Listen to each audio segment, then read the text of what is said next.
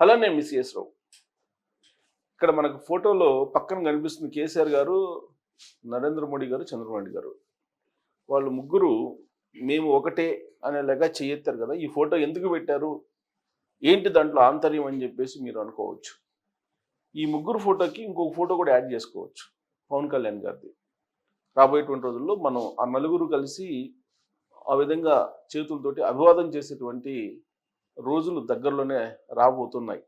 విశ్వసనీయంగా ఢిల్లీ నుంచి అందుతున్నటువంటి సమాచారం ప్రకారం కాంగ్రెస్ ముక్త్ భారత్ దిశగా అడుగులు వేస్తున్నటువంటి బీజేపీ దక్షిణ భారతదేశంలో ప్రత్యేకించి తెలంగాణలో కానీ అలాగే కేరళ, కర్ణాటక ఈ రాష్ట్రాల్లో బీజేపీ పాగా వేయాలని చెప్పి అనుకుంటుంది.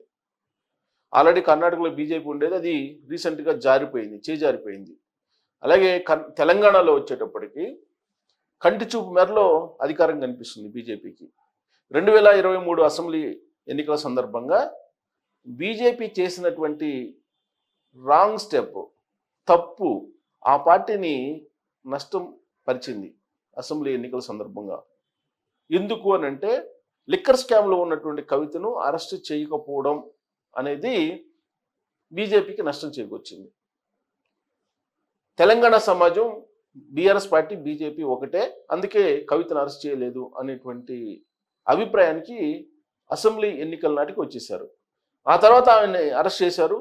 పార్లమెంట్ ఎన్నికల్లో 8 మంది ఎంపీలను గెలుచుకోగలిగారు. బీఆర్ఎస్ పార్టీకి కేవలం 18% ఓట్ బ్యాంక్ మాత్రమే మిగిలింది.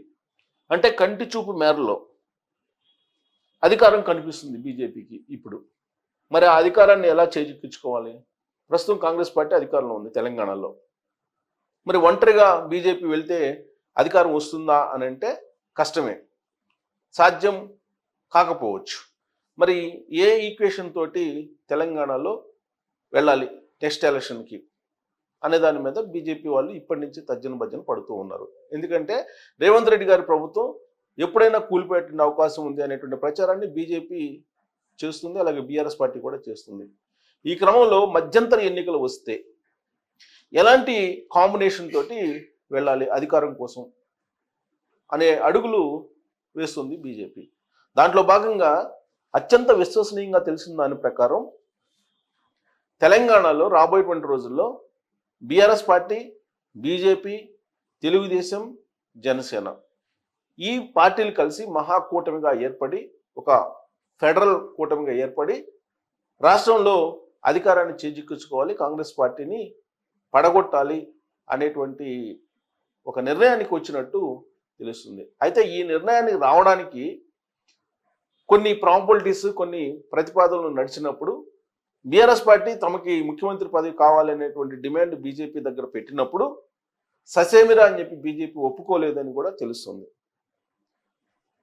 కాకపోతే కేంద్ర మంత్రి పదవులు ఇస్తాము, లేదంటే కేసీఆర్కి ఉపరాష్ట్రపతి పదవు లేదా గవర్నర్ పదవి అలాంటివి భవిష్యత్తులో ఇస్తాం తప్పితే అధికారం మాత్రం ఖచ్చితంగా తెలంగాణలో బీజేపీకి కావాలనేటువంటి ఒక స్ట్రాంగ్ ఒపీనియన్ బీజేపీ పెద్దలు ఢిల్లీలో తెలియజేసినట్టు తెలుస్తుంది. ఎందుకనంటే వన్స్ 2023లో బీఆర్ఎస్ పార్టీ అధికారం కోల్పోయిన తర్వాత 2024లో వచ్చినటువంటి లోక్సభ ఎన్నికల్లో పొత్తు పెట్టుకుని వెళ్ళాలని అప్పట్లోనే బీఆర్ఎస్ పార్టీ ప్రయత్నం చేసింది. కానీ బీజేపీ ససేమిరా ఒప్పుకోలేదు. ఇప్పుడు బీఆర్ఎస్ పార్టీకి బీజేపీతో కలిసి వెళ్లాల్సినటువంటి అనివార్య పరిస్థితి ఏర్పడింది. దానికి కారణాలు లేకపోలేదు. ఢిల్లీ లిక్కర్ స్కామ్ ఇంకా కవిత మెడ మీద వేలాడుతోంది. ఫోన్ ట్యాపింగ్ కేసు కేసీఆర్ మెడకి చుట్టుకుంటుంది. కాళేశ్వరం విచారణ జరుగుతుంది. ఈ రేస్ కేటీఆర్ మెడకి చుట్టుకుంది. హరీష్ రావుకు సంబంధించి ఇరిగేషన్ ప్రాజెక్ట్స్కి సంబంధించినటువంటి అక్రమాలకు సంబంధించినటువంటి కేసులు, అవినీతి ఆరోపణలు కూడా ఉన్నాయి. ఇలాంటి పరిస్థితుల్లో ఈ కేసుల నుంచి బయటపడటంతో పాటు 10 సంవత్సరాల పాటు తెలంగాణ సమాజాన్ని దాచుకున్నటువంటి డబ్బును కాపాడుకోవాలంటే బీజేపీకి సంబంధించినటువంటి దండ ఉండాలి అనేటువంటి ఒక ఒపీనియన్కి బీఆర్ఎస్ పార్టీ వచ్చినట్టు అత్యంత విశ్వసనీయంగా ఢిల్లీ నుంచి తెలుస్తోంది.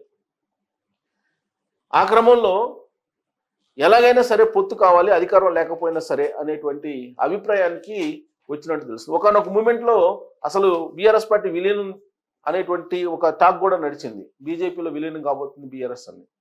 ఇప్పుడు బీజేపీ ఇచ్చినన్ని సీట్లు తీసుకొని వచ్చే ఎన్నికల్లో పోటీ చేయడానికి సిద్ధమవుతుంది.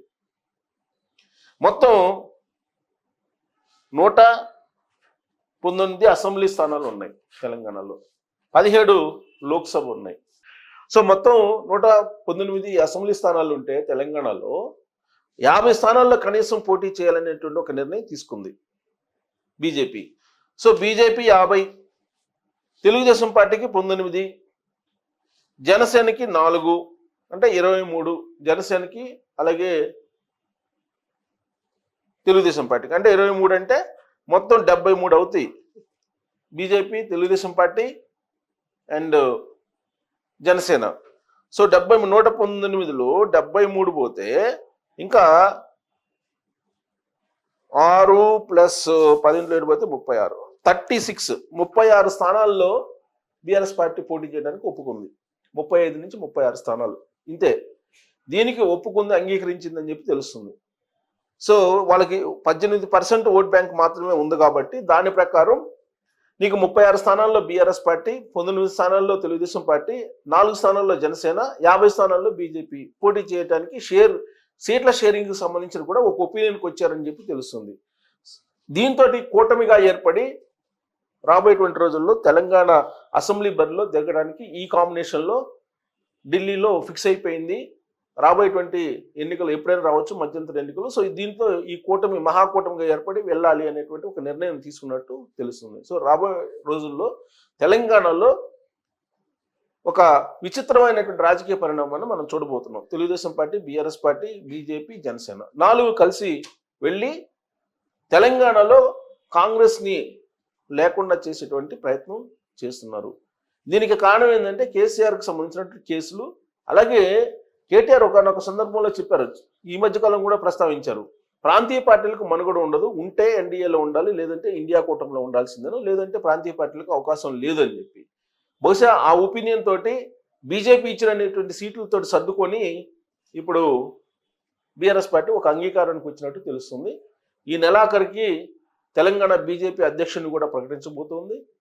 అది కూడా కేసీఆర్కి కొంచెం అనుగుణంగా ఉండేటువంటి వాళ్ళని అనౌన్స్ చేస్తారని కూడా తెలుస్తుంది. 2023 అసెంబ్లీ ఎన్నికలకు ముందు బీజేపీ సహకరించింది బీఆర్ఎస్ పార్టీకి పరోక్షంగా, బండి సంజయ్ని పార్టీ అధ్యక్షుడిగా మార్చేసి. అదే తరహాలో ఇప్పుడు బీజేపీకి సహకరించడానికి బీఆర్ఎస్ పార్టీ అంగీకరించింది. దానికి రకరకాల కారణాలు, కేసులు, తర్వాత రాజకీయ భవిష్యత్తు ఉండదని, అలాగే దోచుకున్నటువంటి సొమ్ము కాపాడుకోవాలని, ఇలా రకరకాల కోణాల నుంచి చెప్తున్నారు. కారణాలు ఏదైనప్పటికీ కూడా అనూహ్యంగా ఈ కాంబినేషను తెలంగాణ రాజకీయ పటం మీదకి రాబోతుంది. సో ఈ కాంబినేషన్ రాబోయే రోజుల్లో కాంగ్రెస్ని గద్దె దించగలదా, మధ్యంతర ఎన్నికలు తెలంగాణలో వచ్చేటువంటి అవకాశం ఉంది. అందుకే ఈ ఒప్పందం కుదిరిందా ఢిల్లీలో అనే దాని మీద మీరు కామెంట్ చేయొచ్చు. Thank you.